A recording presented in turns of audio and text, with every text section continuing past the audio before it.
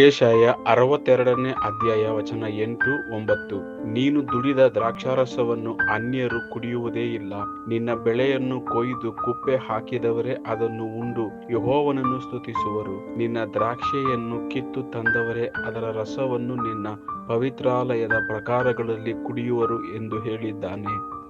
Isaiah chapter 62 verse 8-9. Never again will foreigners drink the new wine for which you have toiled, but those who harvest it will eat it and praise the Lord.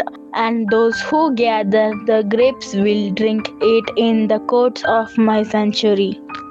यशाया अध्याय 62 वचन 8 और 9। परदेशियों के पुत्र तेरा नया दाखमधु जिसके लिए तूने परिश्रम किया है नहीं पीने पाएंगे। केवल वे ही जिन्होंने उसे खत्ते में रखा हो उसमें से खाकर यहोवा की स्तुति करेंगे, और जिन्होंने दाखमधु भंडारों में रखा हो वे ही उसे पवित्र स्थान के आंगनों में पीने पाएंगे।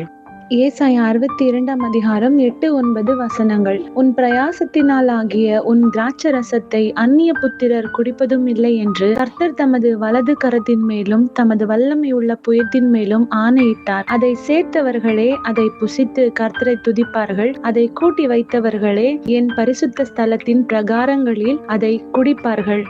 యెషయా 62వ అధ్యాయం 8-9 వచనం. నీవు ప్రయాసపడి తీసిన ద్రాక్షారసమును అన్యులు త్రాగరు. ధాన్యము కూర్చిన వారే దానిని భుజించి యెహోవాకు స్తుతి చెల్లితురు. పండ్లు కోసిన వారే నా పరిశుద్ధ ఆలయ మంటపములో దానిని త్రాగుదురు.